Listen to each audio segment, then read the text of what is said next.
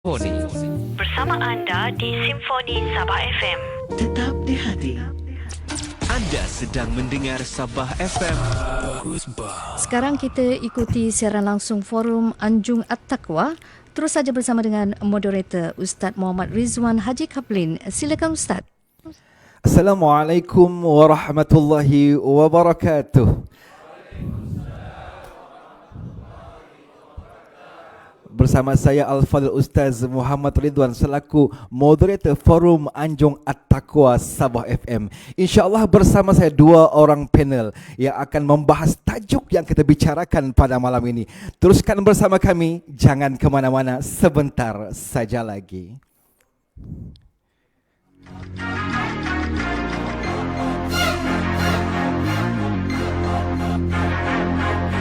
Forum Anjung At-Taqwa. Forum Anjung At-Taqwa Sabah FM. Biar satu ayat yang penting bermanfaat. Sabah FM. Bagus bah. Assalamualaikum warahmatullahi wabarakatuh.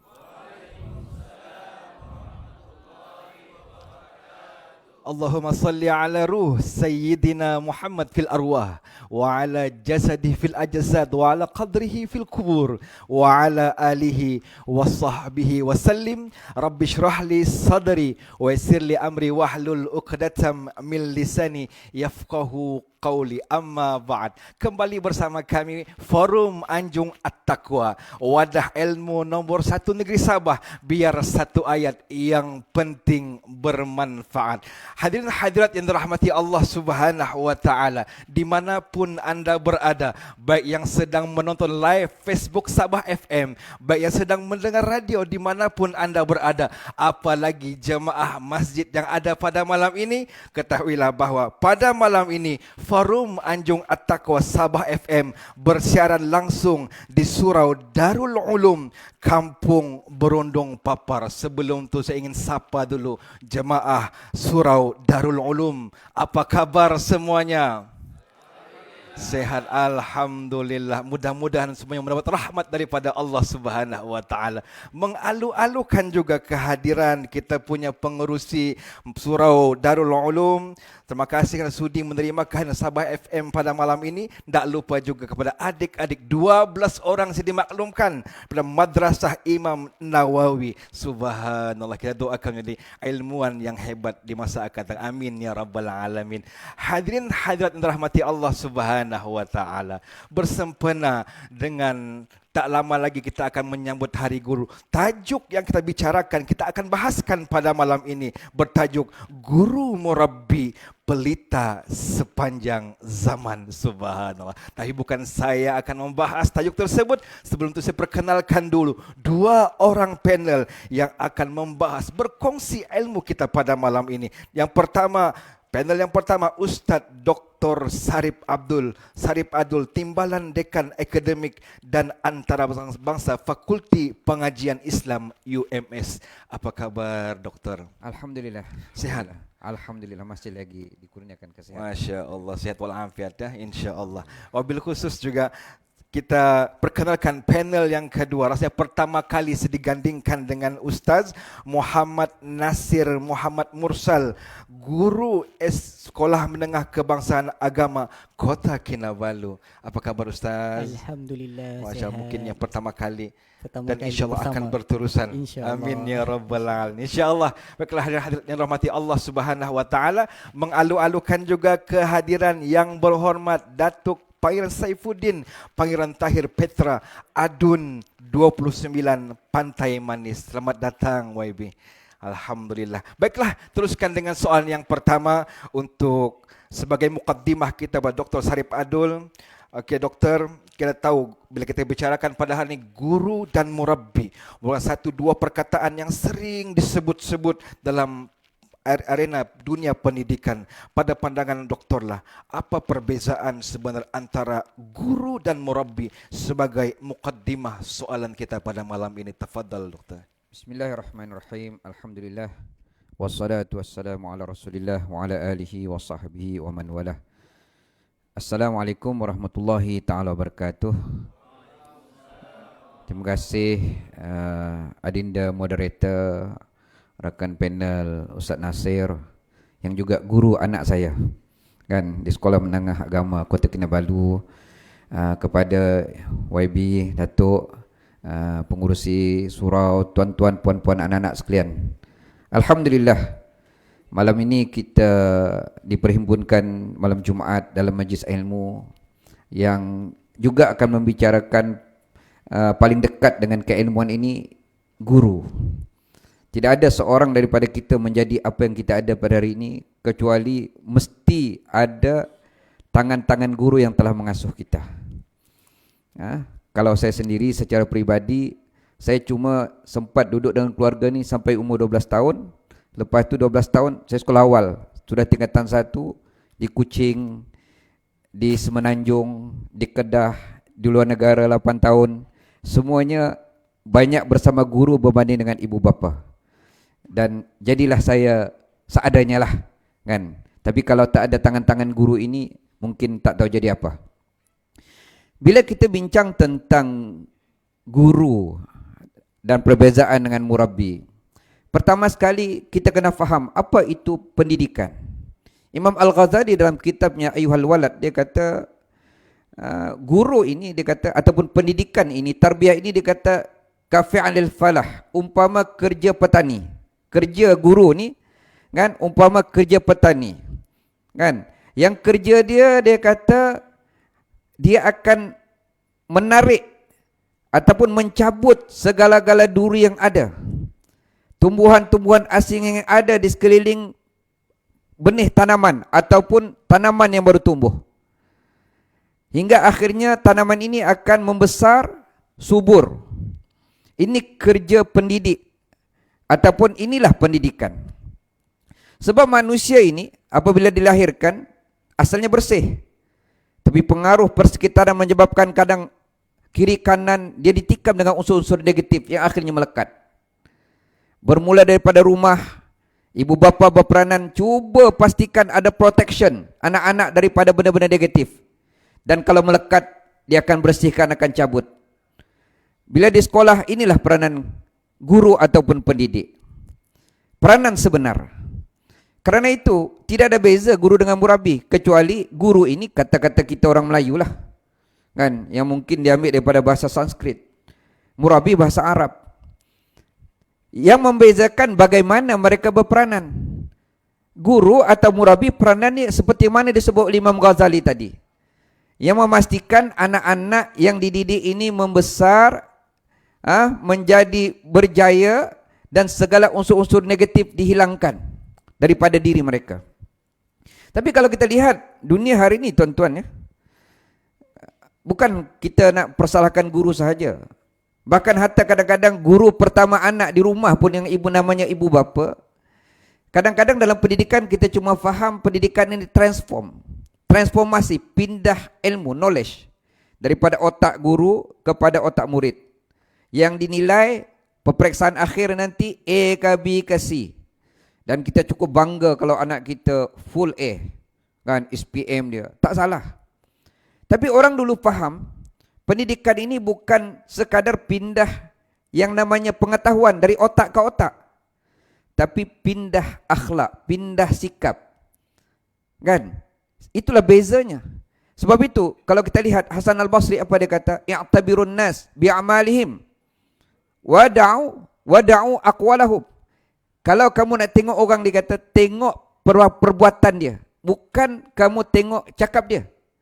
Sebab dia kata fa innallaha lam yaj'al qawlan illa ja'ala lahu dalilan min amalihi yusaddiqu aw yukadzibu. Sebab Allah ni dia tak akan biarkan orang bercakap saja, kecuali dia akan wujudkan di sana bukti kebenaran cakap dia itu daripada perbuatan dia, sama ada dia membenarkan cakap dia ataupun mendustakan cakap dia. Inilah juga dalam dunia pendidikan. Kita perlu pendidik, sama ada guru ke ataupun murabbi, yang bukan hanya pindah knowledge, pindah pengetahuan, tapi boleh menjadi qudwah, contoh kan, pelita yang boleh diambil cahayanya oleh anak-anak kita yang ada pada hari ini. Tak kira peringkat tahap apa pun, selagi mana kita terlibat dengan dunia pendidikan, mungkin Kita sebagai ibu bapa, saya pun ada anak 10 orang, kan? Ataupun guru di sekolah rendah, ataupun guru di sekolah menengah, saya di universiti, peranannya tetap sama. Mungkin bezanya kuantiti knowledge saja, kan? Ilmu dia, kepekatan ilmu tu, berat keringan itu saja. Tapi lain daripada itu tuan-tuan, peranan yang paling besar dalam pendidikan ini bagi saya bukan yang memindahkan pengetahuan itu, yang ABC, tapi yang paling susah nak pindahkan akhlak, budi pekerti, kan? Sebab itulah seorang salafus salih bila dia hantar anak dia kepada guru, seorang guru apa dia kata? Pastikan engkau perbetulkan, dia kata, dirimu dulu, kerana anak aku akan melihat apa yang kau buat, bukan apa yang kau cakap. Wallahu a'lam. Masya Allah, guru murabbi bukanlah yang memindahkan ilmu, tapi memberi cahaya bagaimana dia mendidik akhlak anak tersebut seperti diajarkan oleh Habibuna Muhammad sallallahu alaihi wasallam. Masya Allah. Terima kasih doktor. Baiklah, teruskan dengan soalan yang kedua. Ustaz Muhammad Nasir bin Muhammad Mursal. Okey Ustaz, bila sebut tadi tentang Rasulullah, kita pun mau tahu juga Rasulullah itu mendidik para sahabat dengan kasih sayang, hikmah. Kita tahu bahawa innama bu'istu liutammim makarimal akhlak, dengan qudwah yang terbaik hingga lahir generasi yang terhebat di kalangan para sahabat. Jadi apa kaedah tarbiyah yang Rasulullah didik yang kita perlukan pada hari ini untuk para guru dan ibu bapa? Tafadhal Ustaz. Bismillahirrahmanirrahim. Assalamualaikum warahmatullahi wabarakatuh. Terima kasih kepada Ustaz Ridwan, saudara moderator kita pada malam ini, Al-Fadhil Dr. Sarip, pensyarah UMS, yang berhormat Ahli Dewan Undangan Negeri Pantai Manis, Datuk Pangeran Saifuddin, seterusnya muslimin muslimat sidang pendengar yang dirahmati Allah Subhanahu wa taala. Bila mana kita berbicara soal bagaimana Rasulullah sallallahu alaihi wasallam mampu membentuk dan mentarbiah para sahabat, maka tuan-puan yang dirahmati Allah taala, tidak lain dan tidak bukan kita kena lihat dahulu sirah nabawiyah. Kita kena lihat bagaimana Nabi sallallahu alaihi wasallam katakan khairun nasi qarni, sebaik-baik generasi adalah generasiku. Thumma alladhi yalunahum, kemudian generasi sesudahnya. Thumma alladhi yalunahum, kemudian generasi sesudahnya.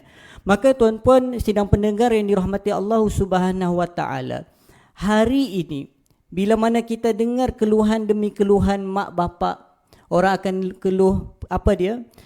Ustaz, degil betul anak aku ni. Ustaz, anak aku ni sepatah aku tanya, beratus-ratus patah dijawabnya. Macam-macam keluhan yang dilontarkan oleh ibu bapa pada hari ini. Maka tuan-puan yang dirahmati Allah Subhanahu wa taala, mahu tidak mahu kita kena kembali bagaimana Nabi sallallahu alaihi wasallam mampu membina dan membentuk kepribadian para sahabat radhiyallahu anhum ajma'in, yang mana pada asalnya mereka duduk pada zaman jahiliyah sehinggalah mereka mampu membina daulah Islamiyah. Maka tuan-puan yang dirahmati Allah Subhanahu wa taala, kita lihat perkara yang pertama Nabi sallallahu alaihi wasallam sematkan apa dia? Islam itu sendiri. Islam itu sendiri. Kerana dalam Islam ini tuan-puan, dalam mendidik anak-anak bangsa kita, dalam kita mendidik remaja-remaja kita pada hari ini, satu nilai yang perlu kita titik beratkan adalah ar-rifq. Apa itu ar-rifq? Ar-rifq ini adalah sikap dan juga sifat lembut. Mak bapak bila mana mendidik anak-anak jangan semata-mata mengherdik. Mak bapak hari ini, guru-guru hari ini tidak boleh hanya semata-mata menengking dan menghukum anak-anak, tapi perlulah memastikan ada kelembutan di dalam tutur bicara agar anak-anak ini boleh disentuh hatinya. Berdasarkan sabdaan Nabi sallallahu alaihi wasallam, tuan-puan dirahmati Allah taala, Nabi katakan, innallaha rafiqun, Allah itu maha lembut. Yuhibbur rifqa fi kulli amri, dan Allah taala itu pula suka kepada kelembutan pada setiap urusan.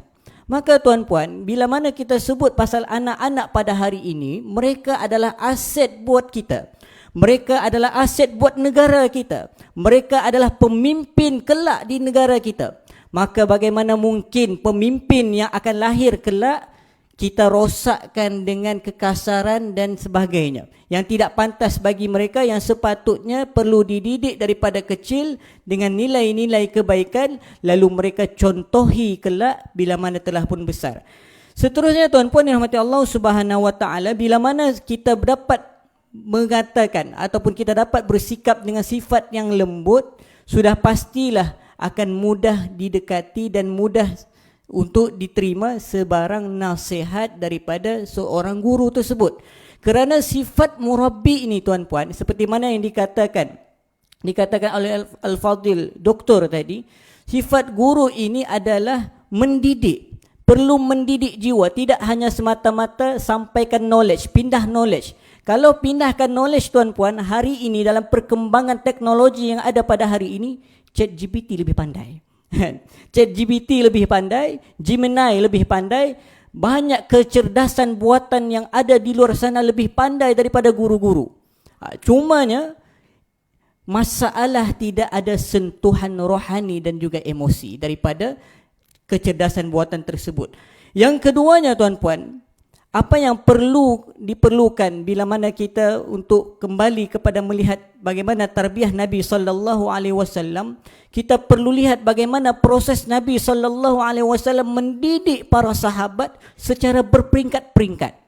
Tuan-puan yang dirahmati Allah taala, sidang pendengar sekalian, bila mana sebut pendidikan secara bertahap ini, kita lihat bagaimana pengharaman arak di dalam Al-Quranul Karim. Allah Ta'ala gambarkan pengharaman arak di dalam agama Islam ini bertahap. Daripada pertama sekali Allah Ta'ala katakan, yas'alunaka 'anil khamri wal maisir. Mereka bertanya kepada engkau wahai Muhammad tentang arak dan juga judi. Maka tuan-puan yang dirahmati Allah Subhanahu wa taala, Allah Taala jelaskan arak dan judi ada baik dan ada buruknya, bahkan banyak buruknya dari baiknya. Sehinggalah kepada satu tahap Allah Taala menjelaskan bahawasanya arak perlulah diharamkan secara total kepada umat Islam keseluruhannya. Dengan kata lain tuan-puan yang dirahmati Allah Subhanahu wa taala, bila sebut berkenaan dengan tarbiyah Rasulullah sallallahu alaihi wasallam yang perlu kita terapkan ke dalam diri kita adalah pendidikan secara bertahap. Pendidikan bertahap tidak sama tuan-puan. Penilaian guru sekolah menengah, saya duduk sekolah menengah dengan penilaian mahasiswa di universiti. Tidak sama. Tidak sama penilaian pelajar sekolah rendah dengan sekolah menengah. Maka kita lihat jugalah anak-anak. Bila mana kita ingin mendidik anak-anak, kita kena melihat tahap kesediaan mereka. Tahap kesediaan mereka. Kerana apa tuan-tuan? Kerana anak-anak inilah yang Nabi SAW bentuk pada zaman Islam dahulu. Nabi tidak ketepikan mereka, sehingga kan dalam sebuah hadis Nabi, dalam hadis 40 al-Imam Nawawi rahimahullah ta'ala anhu, Nabi menyebut bahwasanya Nabi menyentuh kedua bahu Sayyiduna Ibnu Umar radhiyallahu anhuma, lantas memberikan nasihat, memberikan gambaran bahwasanya perlu ada satu sifat dan juga sikap yang terbaik menjadi qudwah dan pedoman buat anak muda. Wallahu alam. Subhanallah, terima kasih atas penjelasan yang begitu mantap. Menjelaskan pada kita bahawa pendidikan itu mestilah secara lemah lembut. Bilang Ustaz tadi, kalau saya sendiri 5 pun sudah payahkan bertuan, apalagi kalau 10 orang. Subhanallah, 10 orang 2 kilang. Amin ya rabbal alamin. InsyaAllah. Kita teruskan. Baiklah Ustaz, kita teruskan dengan soalan seterusnya. Ustaz, dalam tradisi ulama terdahulu, mereka sangat menjaga adab dengan guru. Percaya bahawa keberkatan ilmu lahir daripada hormatnya kepada murabbi. Mengapa adab terhadap guru begitu penting, dan apakah kesannya apabila nilai-nilai adab ini semakin hilang dalam generasi sekarang? Tafadhal Ustaz. Terima kasih moderator kita yang paling handsome malam ni. Bila kita cerita tentang adab, bertuah kita kalau dapat guru anak-anak yang bukan hanya membentuk anak kita menjadi orang yang berilmu tapi beradab. Sebab itu Nabi Ibrahim alaihissalam ke dalam surah Al-Baqarah, apa doa dia kata? Kan? Rabbana wab'ath fihim rasulan minhum yatlu alaihim ayatika wa yu'allimuhumul kitaba wal hikmata wa yuzakkihim. Ya Allah, kan, aku berdoa kan untuk anak cucu cicit aku ini, dia kata keturunan aku, hantarkan kepada mereka, utuskan kepada mereka rasul, kan, yang apa, yang mengajar mereka kitab, iaitu wahyu Allah, hikmah, kebijaksanaan ataupun ilmu pengetahuan, wa yuzakkihim, dan membersihkan diri mereka. Ramai yang menyebut, mufassirin, membersihkan ini akhlak mereka, adab mereka, kan, dalaman diri mereka. Karena itu kalau kita lihat dalam tradisi ilmu, para ulama, kan, mereka sangat-sangat menghargai guru ni, kan. Sebab itu Nabi sallallahu alaihi wasallam menyebut, apa kata Nabi dalam hadis diriwayatkan oleh Ubadah bin Samit, kan, dia kata laisa minna man lam yujil kabirana wa yarham saghirana wa ya'rif li alimina haqqah. Bukan dalam kalangan kami, umat kami, orang yang tak memuliakan orang tua dan tidak mengasihi kanak-kanak dan tidak tahu bagaimana hak ataupun adab sepatutnya kepada orang alim. Mana lebih alim lain daripada guru kita, kan? Sebab itu kalau kita lihat dari dulu lagi dalam sejarah Islam, kan, para ulama yang hebat-hebat ini, hebat macam mana pun, dinyatakan Imam Syafi'i ketika dia berguru dengan Imam Malik, kan, kalau dia selak buku Muwatta Imam Malik yang dia belajar, talaqi daripada Malik, dia akan pelan-pelan sampai tak berbunyi, takut mengganggu Imam Malik, kan. Tapi kalau kita sekarang anak-anak, Masya Allah, dalam kelas, kan, buat bising rasa tak ada apa-apa, kan. Tapi kalau guru tu tak kisah, okey sajalah. Yalah, kalau dah guru kita buat lawak, walaupun tak berapa lucu, buat-buat ketawa lah bahkan. Kasihan dia buat lawak dan juga ketawa. Tapi ini kadang-kadang dia serius, kita ketawa, kan. Saya ada pengalaman juga mengajar di sekolah ni, sekolah rendah, pernah jadi guru sandaran berbulan-bulan juga. Di sekolah menengah pernah jadi guru juga. Kadang-kadang benda ini yang menyebabkan ramai di kalangan guru-guru yang kadang-kadang jadi frust, kan. Penat dia mengajar tapi kurang dihargai. Paling-paling pun mungkin penghargaannya hari guru sahaja. Itu pun kadang-kadang setengah guru-guru kesian, kan. Orang lain dapat hadiah, dia tidak dapat hadiah. Kan. Tengok orang lain guru tinggi, hadiah dia seorang tidak ada. Kurang glamour, kurang famous. Ada pula setengah sekolah yang buat undian pula guru paling glamour, guru paling terbaik. Saya nak kata tak bagus lah, tapi kadang-kadang satu sudut kesian dengan guru-guru lain yang mungkin dia menyumbang juga, mungkin karakter menyebabkan dia kurang glamour, kan, bukan influencer. Sebab itu tuan-tuan, anak-anak kita ni yang ada, kena lihat juga, perhati bila balik, kan. Bukan hanya kita tengok macam sebut tadi, banyak A akademiknya, tapi A tak, akhlak adab dia bukan hanya kepada apa kita, bahkan juga kepada ibu bapa, kepada guru-guru. Sebab itu Hasan Al-Basri apa dia kata? Abdullah bin Mubarak disebut dalam apa nama ni tabaqat Al-Qura. Dia kata talabtul adab 30 sanatan wa talabtul ilm 20 sanah. Fakanu yatlubuna al-adab qabla al-ilm. Aku, dia kata, belajar pasal adab ini, akhlak ni, budi pekerti ni 30 tahun. Sedangkan aku cuma belajar ilmu 20 tahun saja. Kami, dia kata, orang-orang hebat ni belajar mendahulukan adab berbanding dengan ilmu pengetahuan. Kerana itu anak-anak, kan, kalau boleh kita contohilah macam disebut murid kepada Imam Syafi'i, Rabi' bin Sulaiman Al-Muradi. Apa dia kata? Aku, dia kata, kalau nampak Imam Syafi'i, dia kata, ma ishtaratu an ashribal ma' wasyafi yanzuru ilayya hibatanlah. Aku, dia kata, nak minum air pun aku tak berani. Nak teguk air pun aku tak berani kalau Imam Syafi'i tengok aku ketika dalam belajar. Sebab sebagai menghormati kepada dia. Kan, ini tidak kita, kan. Kadang-kadang kita melawan lagi cakap dia, bukan kata minum air. Kan, kadang air cigu pun kita minum. Kan, kalau cigu belanja minumlah bahkan. Sebab itulah mudah-mudahan anak-anak yang membesar, anak-anak kita ni tuan-tuan, Bukan hanya menghormati kita sebagai bapa, tapi kita juga pastikan untuk berkat ilmu mereka, biar mereka menjadi anak-anak yang menghormati guru-guru mereka di sekolah mereka. Wallahu a'lam. Masya Allah. Memanusiakan manusia itu sulit Ustaz. Sebab apa? Keluarlah kalam al-adab fauqal ilm. Maksudnya adab itu lebih tinggi derajatnya berbanding orang yang berilmu.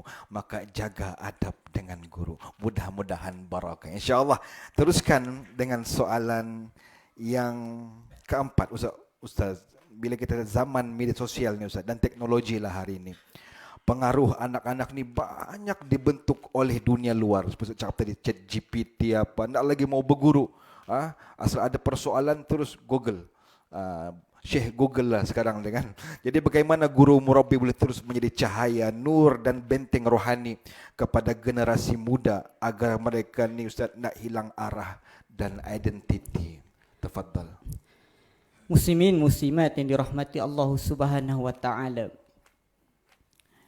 Bila kita sebut peranan guru sebagai cahaya dan juga benteng buat remaja serta anak murid pada hari ini, kita kena fahami dahulu perkataan guru itu sendiri, sidang pendengar sekalian, daripada sudut bahasa Sanskritnya membawa maksud gu itu membawa maksud kegelapan, dan juga ru itu bermaksud menghalau.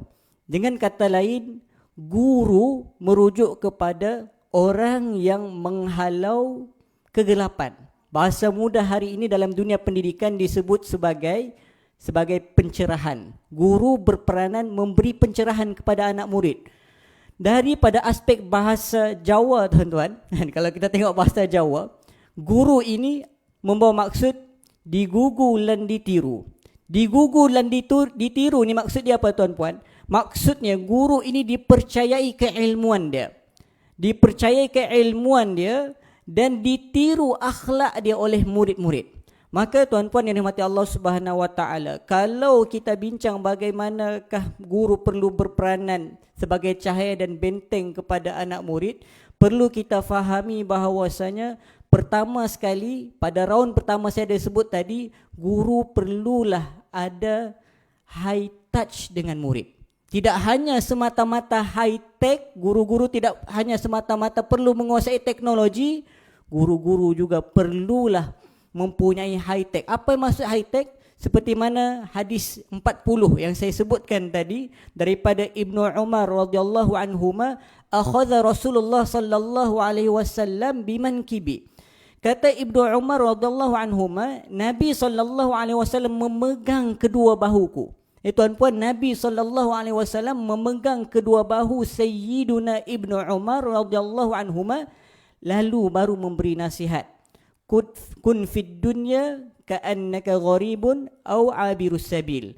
Baru Nabi SAW sampaikan kepada nasihat yang ingin disampaikan kepada Ibnu Umar ketika itu, yang mana Ibnu Umar ketika itu tuan-puan masa itu masih lagi remaja belia, masih muda. Bukan Ibnu Umar ni sudah tua, tidak. Yang tua tu adalah bapa dia, Sayyiduna Umar Al-Khattab. Yang muda tu Ibnu Umar. Nabi SAW memberikan high touch, memberikan sentuhan kepada anak muda ketika itu, lalu memberikan nasihat yang sangat bermakna, iaitu jadilah di atas muka bumi ini, jadilah manusia di atas dunia ini seperti mana orang asing ataupun orang yang duduk, kita panggil musafir. Bahasa mudah dia lah kan, bahasa mudah dia begitu.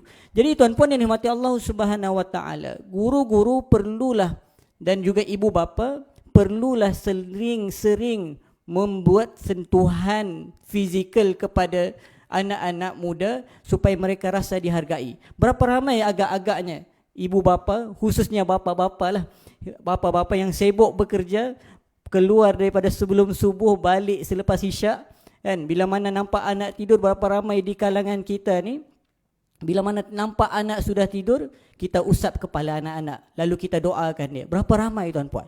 Kalau belum ada dan tidak pernah ada, maka malam ini kita kena usahakan, kita buat balik daripada forum ini pada malam ini, kita nampak anak kita sudah tidur, kita usap kepala mereka lalu doakan mereka agar menjadi anak yang soleh, agar faqih terhadap agama dan taat perintah agama serta mentaati kedua ibu bapa. Yang keduanya tuan-puan, untuk melahirkan bagaimana guru ini sebagai murabbi berperanan untuk menjadi cahaya dan juga benteng kepada anak muda pada hari ini, maka guru-guru perlulah didik anak murid untuk pertingkatkan dan perkemaskan soal agama. Guru kalau semata-mata pindah knowledge, pindah pengetahuan, seperti mana saya katakan tadi, ChatGPT pun boleh, kan? Hari ini tuan-puan, kalaulah kita kata ChatGPT, kecerdasan buatan yang lain mampu untuk menggantikan guru, bayangkan tuan-puan kalau tidak ada internet, menggelupur budak-budak hari ini. Budak-budak hari ini tidak boleh tengok scroll TikTok. Sudah masalah, sudah TikTok tak boleh tengok apa-apa. Apa-apa kalau dia merujuk dulu, zaman saya belajar dulu, Syekh Google. Sekarang ni bukan, macam-macam syekh ada. Al-Allamah, Al-Syekh, Al-Doktor, ChatGPT. Contohnya. Jadi tuan-puan yang dirahmati Allah Subhanahu Wa Taala, kita kena faham peranan guru ini sangat besar. Bila mana mendidik murid-murid, tidak boleh tidak perlu didik mereka merasakan diri diperhatikan oleh Allah Subhanahu Wa Taala. Guru-guru kena ingat, kita tidak hanya mahukan angka markah, tapi kita mahukan nilai daripada murid-murid pada hari ini agar mampu memberi makna kepada negara. Dan kita kena melihat tuan-puan yang dirahmati Allah Subhanahu Wa Taala, falsafah pendidikan kebangsaan menginginkan agar pendidikan ini secara berterusan dan juga holistik melingkupi jasmaninya, emosinya, rohani dan juga intelektualnya. Tidak boleh hanya semata-mata hebat intelek tapi lemah daripada sudut emosi dia. Sebab apa? Sebab kita menginginkan masyarakat Malaysia ini lengkap segala-galanya, ada rasa empatinya. Bila ada masalah di peringkat kejiranan, masalah di peringkat kampung, maka dia boleh datang dan membantu kepada kaum keluarga dan juga jiran tetangganya. Wallahu alam. Masya Allah. Tertarik tadi. Jadi kalau balik malam, jadi gosok kepala anak tu saya doakan. Ini malar kepala mamaknya, saya digosoknya. Doakan ya. Ini gosok juga. Tapi doanya lain. Ya Allah, lembutkanlah hati biniku, ku kawin lagi. Boleh kan? Tidak boleh. Janganlah. Jadi insyaAllah teruskan dengan soalan yang kelima. Dan insyaAllah soalan kelima ni kita beri peluang kepada jemaah lelaki untuk memberikan soalan kepada Dr. Sarip Adul. Tafaddal, kenalkan nama dan berikan soalan. Bismillahirrahmanirrahim. Assalamualaikum warahmatullahi wabarakatuh. Saya Sahiran bin Muhjim daripada Kampung Berundung. Menunjukkan soalan ini kepada panel pertama. Soalan saya, Ustaz. Dalam institusi keluarga, ibu dan ayah masing-masing memainkan peranan besar dalam mendidik anak-anak. Namun dalam realiti hari ini, kadangkala tanggungjawab pendidikan dan pembinaan akhlak lebih banyak diserahkan kepada sebelah pihak sahaja. Pada pandangan panel, menurut perspektif Islam, siapakah yang sebenarnya lebih peranan dan perlu lebih fokus dalam mendidik jiwa, akhlak serta masa depan anak-anak, ibu atau ayah atau kedua-duanya saling melengkapi? Mohon penjelasan Ustaz. Terima kasih hadirin yang bertanya. Alhamdulillah. Tapi sebelum tu saya risau dengan moderator kita malam ini, macam-macam doa dia. Kan? Saya tidak mengaminkan. Takut balik nanti nak kena bukakan pintu. Kan? Tuan-tuan, ini masalah utama pendidikan kita pada hari ini. Bukan hanya di negara kita, bahkan di seluruh dunia. Kan? Siapa yang sepatutnya bertanggungjawab pertama dalam mendidik anak-anak? Ibu bapa ke atau guru? Ramai yang berpandangan pendidikan ini cuma bermula di sekolah, tadika, sekolah rendah, sekolah menengah. Dan mengharapkan guru akan membuat perubahan kepada anak-anak. Seolah-olah macam guru itu malaikat, kan? Yang ada bacaan khusus, jampi khusus yang penuh dengan mukjizat ataupun kesaktian, sekali baca berubah anak dia. Tanpa dia melihat apa yang telah diisi pada diri anak daripada awal. Sedangkan kalau kita telusuri Al-Quran, kan, Allah Subhanahu wa taala mengarahkan khususnya bapa sebelum ibu. Ini juga satu hal. Kan, persatuan ibu bapa guru. Meeting pun ibu, hantar anak pun ibu, bayar yuran pun ibu, semua ibu. Bapaknya di mana? Kan, bapaknya buat anak, sebab itu dibinkan kepada bapak. Kan. Sedangkan dalam Al-Quran Allah menyebut, ya ayyuhalladzina amanu qu anfusakum wa ahlikum nara. Wahai orang beriman, majoriti ulama kata khitab ini kepada ketua keluarga lah. Ketua keluarga ini first time yang di depan sekali adalah suami. Pelihara, dia kata, qu anfusakum, jaga diri kamu, wa ahlikum, dan ahli keluarga kamu daripada neraka. Walaupun ayat ini tuju kepada neraka akhirat, tapi sebelum akhirat dia bermula di dunia dahulu. Wahai bapa, kan, ataupun selepas itu di belakang bapa, ibu, pelihara diri kamu dan ahli keluarga kamu.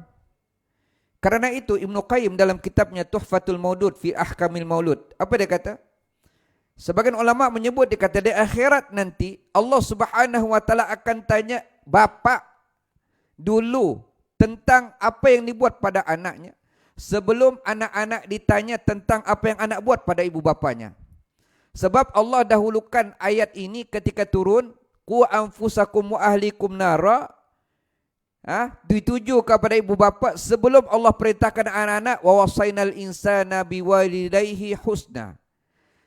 Allah berwasiat, kan, kami berwasiat, kata Allah, kepada anak-anak supaya berbuat baik dengan ibu bapa. Tapi ayat itu kemudian, arahan dulu ibu bapa. Sebab itu kata Ibnu Qayyim, nanti di akhirat kalau bapak gagal menjawab tentang anaknya, anak tak akan ditanya tentang bapaknya.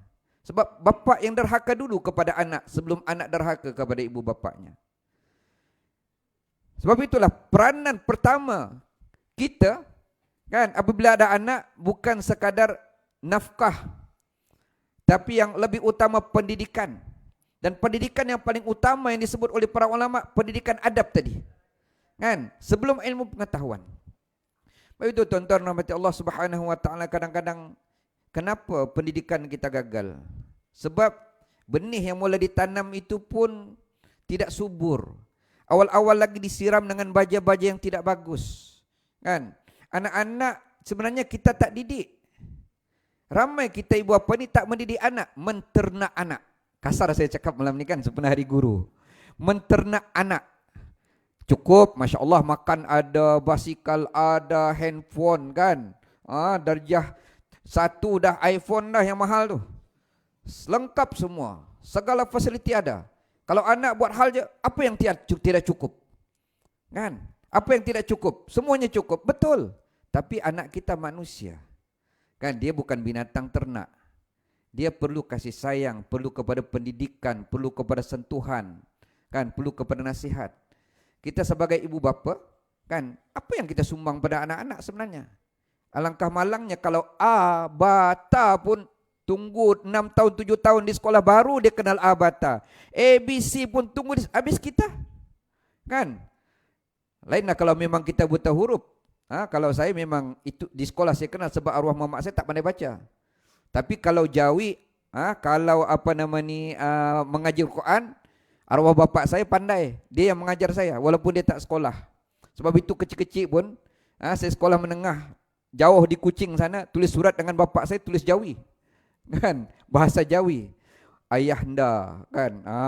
Sebab kalau tulis Rumi dia tak faham, kan. Kalau tulis Rumi dia terpaksa tunggu sepupu saya yang kerja jadi keran itu balik kampung, baru baca. Sudah pun hantar ke sekolah, ke rumah, sebulan baru sampai. Nak tunggu sepupu tu balik sebulan pula 2 bulan. Sedangkan kita minta duit RM30. Jadi 4 bulan baru sampai, kan. Jadi tuan-tuan rahmati Allah Subhanahu wa taala, memang kalau ditanya siapa yang berperanan dulu, di akhirat kelak kita ditanya dulu. Sebab itu kata Ibnu Qayyim dalam kitab yang sama, dia kata, innama aktsarul auda jaa fasaduhum min qibalil aba. Kebanyakan anak-anak, dia kata, rosak bukan orang lain rosakkan, bermula daripada ibu bapa yang merosakkan, yang mana mereka mengabaikan, mencuaikan. Jadi apa peranan sekolah pula? Kalau saya lah sebagai ibu bapa, sebagai bapa pada anak-anak saya, sekolah penting. Tapi dia bukan utama, dia pelengkap. Kan? Saya tak mampu nak mengajar anak-anak saya matematik, English dan sebagainya. Sebab itu saya bersyukur dengan guru-guru sekolah saya. Kan? Kalau buat hal anak saya di sekolah, saya tak akan salahkan guru. Saya akan salahkan anak. Pernah anak saya buat hal di sekolah, kan? Guru besar sangat sayang anak saya, tak berani nak hukum. Saya hukum depan guru besar. Sebab saya kata, saya guru besar pertama dia. Kan? Ustaz tak akan ditanya di akhirat, saya akan ditanya oleh Allah di akhirat kelak. Kerana itu tuan-tuan, kena faham. Jangan kita segala benda, walaupun kita banyak duit, swastakan segala-galanya. Sebab di akhirat besok duit kita tak mampu menjawab di hadapan Allah Subhanahu Wa Taala ketika kita ditanya tentang anak-anak kita. Wallahu a'lam. Masya Allah, jelas menunjukkan kepada kita bahawa ibu bapa adalah madrasah yang pertama bagi anak. Sedangkan sekolah, guru itu adalah pelengkap tradisi dalam pendidikan seorang manusia. InsyaAllah. Teruskan lagi dengan soalan yang kita beri peluang kali ini dengan jemaah wanita. Silakan. Bismillahirrahmanirrahim. Assalamualaikum warahmatullahi wabarakatuh. Saya Silvia Haris dari Kampung Berundung juga menunjukkan soalan ini kepada panel kedua. Soalan saya, Ustaz, Muktahir ini media sering melaporkan kes guru dipersalahkan, dikencam, malah ada yang diugut hanya kerana tindakan disiplin terhadap pelajar. Dalam keadaan guru berusaha mendidik akhlak dan membentuk sahsia anak-anak, bagaimana pandangan panel terhadap isu ini dan bagaimana masyarakat khususnya ibu bapa boleh menilai semula peranan guru sebagai murabi bukan sekadar pengajar di dalam kelas. Mohon penjelasan Ustaz.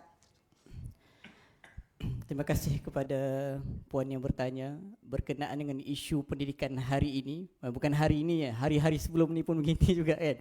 Isu bila mana kita tengok di dada-dada akhbar, di media sosial, guru disaman, guru dipenjara dan macam-macam.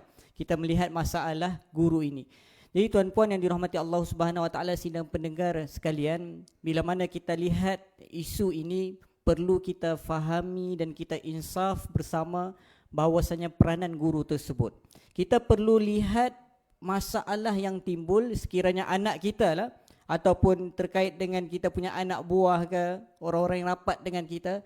Isu ni kita perlu lihat antara amanah dan juga kebencian. Kita tuan-puan yang dirahmati Allah Subhanahu Wa Taala, bila mana kita dengar anak kita dihukum oleh guru, kita perlu tanya dahulu kepada guru tersebut, adakah anak kita dihukum disebabkan guru itu benci ataupun disebabkan masalah disiplin pelajar yang untuk membentuk dan membaikkan akhlak dia. Kita kena tanya dahulu tuan-puan. Kerana apa? Kalau kita melulu, kalau kita melulu, maka rosaklah institusi pendidikan ini. Kerana kita kena ingat tuan-puan, untuk melahirkan sesuatu yang berharga perlu melalui proses yang payah. Kita tengok hari ini, kalau kita contohnya tuan-puan, untuk dapatkan emas kan, misalnya dapatkan emas, proses untuk mendapatkan emas ni tuan-puan, proses sehingga terbentuknya gelang, proses sehingga kita kata ada public gold masuk dalam kad itu, prosesnya panjang tuan-puan. Dan kalau emas ni perlu dileburkan, perlu dibentuk, perlu dipukul, macam-macam dibuat tuan-puan. Begitulah juga anak-anak, tidaklah kita kata perlu masuk api neraka, tidak tuan-puan. Tapi begitulah prosesnya sekiranya anak itu bersalah. Kalau melakukan kesalahan disiplin, perlulah diberikan hukuman yang selayaknya. Dan kita kena faham tuan-puan yang dirahmati Allah Subhanahu Wa Taala, dalam undang-undang. Ini dalam undang-undang. Saya ada satu buku tuan-puan berkenaan literasi undang-undang buat guru. Yang saya baca ni berkenaan dengan guru adalah loco-parentis, ibu bapa kedua di sekolah, ibu bapa kedua buat para pelajar di sekolah. Maka guru-guru bila mana ingin marah para pelajar, kenalah munasabah kemarahan tersebut. Kalau mentang-mentang muka anak dia rotan sampai lebam, itu salah. Dan kita kena faham, undang-undang di negara kita ini bukan menghalang sepenuhnya guru-guru untuk bertindak kepada pelajar, tidak. Tapi undang-undang Tujuan undang-undang ada ni adalah untuk mengawal daripada melampaui batas guru-guru melaksanakan hukuman yang tidak berpatutan kepada para pelajar. Wallahu a'lam. InsyaAllah. Maksudnya berpada-pada dalam memberikan hukuman kepada anak. Begitu Ustaz. Masya Allah. Baiklah, kita teruskan dengan soalan yang seterusnya. Tapi soalan ini khas daripada peminat Sabah FM. Teruskan dengan tayangan visual. Assalamualaikum Ustaz. Saya Ernawana Habibullah dari Sandakan. Ustaz, bagaimana kita sebagai anak murid dapat terus mengalirkan pahala dan menyambung amal jariah buat guru-guru yang pernah mendidik kita meskipun mereka telah bersara ataupun telah kembali ke rahmatullah. Terima kasih Ustaz. Terima kasih kepada puan yang bertanya tadi. Memang seperti mana yang telah kita bincangkan daripada awal, betapa besarnya jasa guru kepada kita, kan? Sebahagian ulama menyebut, dia kata laulal ulama la saran nas kal bahaim. Kalau bukan kerana ulama ini bukan hanya ilmu agama ya, apa-apa ilmu yang bermanfaat. Kalau bukan kerana sumbangan mereka mendidik kita, dia kata jadilah saral, manusia ni macam binatang, kan? Yang kita akhirnya sekarang ni maju, berjaya, menjadi orang yang hebat, bertamadun, banyak sebenarnya disumbangkan oleh jasa guru-guru kita di samping ibu bapa kita, kan? Kerana itu wajar jasa mereka ini kita hargai ketika hidup, begitu juga selepas mereka meninggal dunia. Sebab itu Nabi SAW menyebut, dia kata, man sana ilaikum ma'rufan fakafi'uh. Kalau kamu jumpa orang buat baik dengan kamu, hendaklah kamu balas kebaikan mereka itu. Fa illam tajid kan syai'an tukafi'unahu fad'uh. Tapi kalau kamu tak jumpa juga, tak ada benda kita nak balas. Guru kita dah meninggal, kan? Orang yang membuat kebaikan kepada kita telah meninggal, fad'uh. Cukup dengan kita berdoa kepada mereka, kan? Hatta tarawnahu, sehingga engkau lihat doa engkau itu bersungguh-sungguh dan mencukupi untuk membalas jasa dia. Sampai tahap macam itu, kan? Kerana itu kalau kita lihat, kan, sebagian ulama ketika mana membincangkan hadis Nabi, kan, kita semua tahu amalan yang akan Allah Subhanahu wa taala sambung pahalanya walaupun kita meninggal dunia. Idza mata ibnu Adam in qata'anhu amaluhu illa min thalas. Bila anak Adam meninggal ni terputus segala kebaikan dia kecuali 3. Kan? Antaranya apa yang disebut di sana, dia kata, kan, waladun salih. Sedekah jariah. Sedekah jariah. Kan? Ilmu yuntafa'u bih. Yang kedua, ilmu yang dimanfaatkan. Waladun salih yad'ulah, anak salih yang berdoa kepada dia. Kata sebagian ulama, tiga ini cuma akan terhimpun pada seorang yang dinamakan guru. Sebab apa? Ilmunya selagi dimanfaatkan, sedekah jariah. Selagi dimanfaatkan. Yang kedua, kan, ilmu yuntafa'u bih. Ini lagilah ilmu yang dimanfaatkan. Sedekah jariah itu bukan hanya sedekah dalam bentuk fizikal, wakaf, tidak. Apa-apa yang dimanfaatkan. Waladun salih yad'ulah, anak soleh. Selalu kita bayangkan anak soleh ini hanya anak kita yang ada binti dengan kita. Para ulama menyebut anak murid pun samalah macam anak. Sebab itu Imam Nawawi, Madrasah Nawawi, kan, apa nama ni, dalam kitabnya apa dia sebut, dia kata ulama'una wa aslafuna kal walidaini lana. Guru-guru kami, orang-orang terdahulu di kalangan kami, bagi kami mereka ini sama macam ibu bapa kami. Sebab itu kalau kita lihat Imam Abu Hanifah, antara adab dia kata, mundu mata, kan, ma sallaitu salatan mundu wafati Hamad bin Sulaiman illa la astaghfirullah. Kan, sepanjang dia kata guruku Hamad bin Sulaiman meninggal dunia, aku tak pernah satu solat pun yang aku sembahyang mesti aku berdoa keampunan untuknya sama dengan ibu bapaku. Mesti aku akan doakan, Rabbana ighfir lana, Rabbi ighfir li dhunubi wali walidayya, kan, wali muallimi, wali muallimati, kan, ataupun wali asatizati, kan, wali masyayikhi. Kena doa tu. Tidak pernah Satu solat pun selepas kematian guru, dia kata aku tidak akan berdoa. Dan apabila muridnya Abu Yusuf Al-Qadhi, apabila Abu Hanifah meninggal dunia, guru Abu Yusuf Al-Qadhi ini murid kepada Imam Abu Hanifah. Bila Abu Hanifah meninggal dunia, aku pun dikata mendahulukan doaku kepada Abu Hanifah, mendahului doaku kepada ibu bapaku. Sebagai apa? Sebagai mencontohi perbuatan guruku yang berdoa untuk gurunya. Ini paling kurang untuk kita berterima kasih kepada guru-guru kita. Bukan tunggu meninggal ya. Time hidup pun berdoalah. Kan? Nak tunggu meninggal susahlah kita. Takut murid meninggal dulu daripada guru. Kalau saya, itu yang antara yang saya amalkan dalam doa saya, mesti di samping ibu bapa kita untuk guru-guru kita. Sebab jasa mereka, tuan-tuan puan-puan, kalau bagi saya lah sangat besar kan dalam hidup saya untuk membentuk diri saya. Mustahil kita mampu balas jasa mereka kepada kita. Bahkan hari guru pun biasanya saya akan telefon guru-guru saya daripada semenjak sekolah rendah sampailah sekolah menengah yang masih hidup. Kan, alhamdulillah kebanyakan mereka masih hidup walaupun semuanya telah pencen. Bahkan guru-guru saya non muslim pun dulu yang saya sempat ziarah, kita akan ziarah dia. Nak berdoa mungkin keampunan tu tak boleh lah, tapi paling kurang berbuat baik, ziarah dengan mereka. Ini paling kurang untuk menghargai jasa mereka. Wallahu a'lam. Masya Allah, begitulah salah satu tarbiyah ibrah yang dapat disampaikan Al-Fadhil Ustaz Doktor. Mungkin dengan kita ambil sedikit pengalaman beliau, insya-Allah kita pun insya-Allah akan jadi seperti beliau, guru doktor yang hebat berkat amalan yang diamalkan sepanjang ni. Amin ya rabbal alamin. Okey, insya-Allah teruskan lagi dengan soalan Facebook. Okey, kita teruskan daripada Facebook, namanya Mayani Emma Abdul Malik. Bilangnya, Assalamualaikum, saya Mayani Emma Abdul Malik daripada daerah Beaufort. Soalan saya, apakah sifat atau kriteria yang perlu ada pada seorang guru yang baik? Mohon penjelasan daripada Ustaz. Tafadhal Ustaz.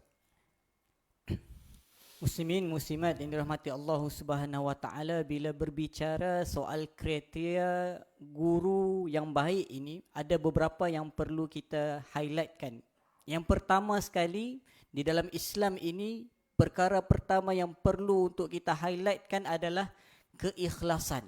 Guru ini bukan hanya semata-mata tunggu hujung bulan, ni kan minggu depan masuk gaji. Dia bukan tunggu gaji. Tapi tidak kiralah gaji lambat ke, gaji awal ke, dia kena ikhlas mengajar anak murid. Kerana apa tuan-puan? Tidak kiralah dalam konteks guru maupun apa-apa pekerjaan sekalipun, di dalam Islam disebutkan wama umiru illa liya'budullaha mukhlishina lahuddin. Dan tidaklah kita ini dituntut melainkan melaksanakan ibadah hanya semata-mata ikhlas kerana Allah Subhanahu wa taala. Apatah lagilah sebagai seorang guru dalam mendidik jiwa anak-anak, maka perlulah mengikhlaskan hati dan juga niat mereka. Yang keduanya, guru-guru dalam kriteria yang baik ini, guru-guru perlu adalah penguasaan ilmu yang baik. Bila mana guru-guru dicampak option mata pelajaran yang bukan bidang dia, ini jadi masalah. Jadi masalah. Guru subjek pendidikan Islam tapi disuruh ajar bahasa Inggeris. Memang tidak boleh lah tuan-tuan. Kan? Begitu juga guru kita kata guru bahasa Cina. Sekarang ada guru bahasa Cina tuan-tuan. Disuruh ajar bahasa Arab. Pelik kan? Tiba-tiba ajar bahasa Arab. Maka perlu ada kepakaran yang sesuai buat mereka. Dan yang paling penting tuan-puan, kriteria yang paling penting selepas kita bincangkan pasal niat dan juga ilmu ini, guru-guru perlu ada sifat sabar dan juga penyayang kepada murid-murid. Maklumlah tuan-puan, kita ni berhadapan dengan manusia bermacam-macam ragam. Kalau saya tengok dekat media sosial ni, ada guru-guru yang buat upload ataupun buat live di media sosial, sama ada Facebook, TikTok dan sebagainya. Kadang-kadang kita dengar soalan yang agak-agak lucu juga dengan murid bila mana diajukan soalan kepada guru mereka. Inilah kita katakan guru kena ada sifat sabar dan juga penyayang kepada anak muridnya. Maka kita kena anggap anak murid kita seperti mana anak kita sendiri yang perlu kita kasih dan juga sayang kepada mereka. Wallahu a'lam. Allah, begitulah tadi penjelasan, mungkin dapat menjawab soalan Facebook itu tadi. Jadi insya-Allah sebelum forum Anjung At-Taqwa kita menutup tirai pada malam ini, sebagai peluang kepada dua orang panel untuk memberikan sedikit ulasan berkenaan tajuk yang kita bawakan malam ini. Silakan Doktor.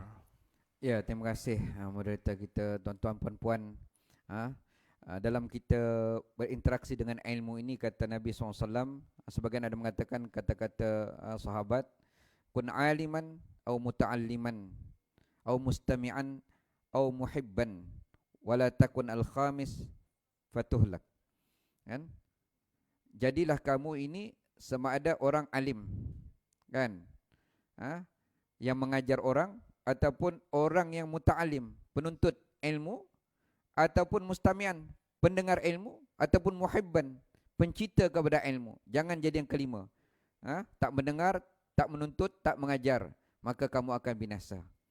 Kerana itu insya-Allah, mudah-mudahan sepenuh hari guru ini, kan, kita juga boleh berperanan sebagai guru untuk anak-anak kita, dan dalam masa yang sama juga kepada anak-anak, kan, supaya kita insya-Allah hormatilah guru-guru.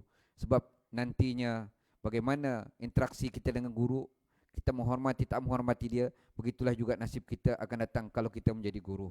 Kan, wallahu a'lam. Silakan Ustaz.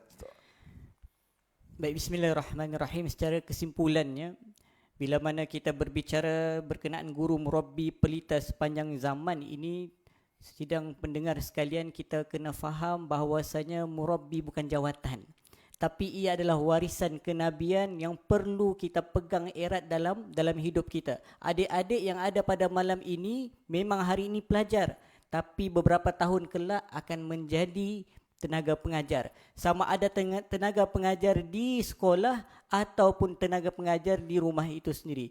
Maka dengan itu pastikan kita mempersiapkan diri kita sebagai seorang guru yang mampu membentuk kepribadian anak-anak muda, dan pastikan kita menghormati kedua ibu bapa kita dan juga semua guru-guru kita. Wallahu a'lam.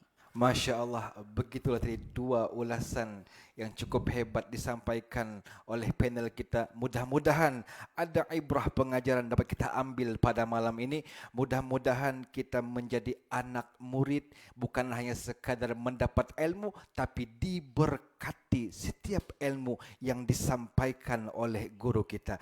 Dan hadirat yang dirahmati Allah Subhanahu wa taala, guru adalah ibarat pelita yang sanggup membakar dirinya agar dirimu diterangi cahaya ketika kau berada dalam kegelapan.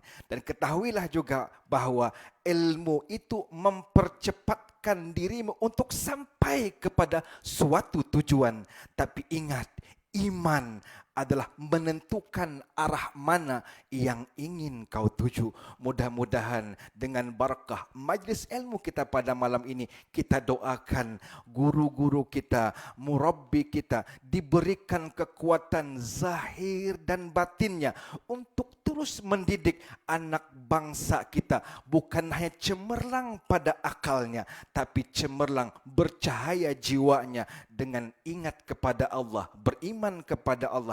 Kerana ada kalam mengatakan, tidak aku kenal Tuhan, laula murabbi ma araftu rabbi.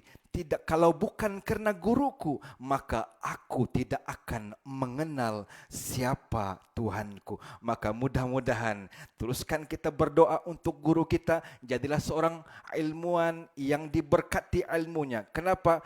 Kehidupan kita, ilmu yang kita dapat pada hari ini, duduknya kami bertiga pada hari ini juga adalah bergantung keberkatan doa dari guru kami semua. Mudah-mudahan kehidupan kita senantiasa dirahmati dan dimuliakan oleh Allah. Anak-anak kita bukan hanya cemerlang di dunia, tapi cemerlang di akhirat. Kerana guru itu bukan hanya mengajar kau untuk berjalan, membimbing kau bagaimana berjalan dalam kehidupan dunia, tapi guru juga membimbing dirimu bagaimana kau kembali seandainya kau tersesat di di persimpangan dunia. Wallahu alam. InsyaAllah bertemu lagi kita di waktu yang sama, di tempat yang berbeza. Terima kasih kepada pengurusi Adun YB kita yang hadir pada malam ini. InsyaAllah yang hadir pada malam ini dosa-dosanya diampunkan oleh Allah Subhanahu wa taala, masuk syurga tanpa hisab. Sekian, assalamualaikum warahmatullahi wabarakatuh. Forum Anjung At-Taqwa Sabah FM, biar Sabah FM.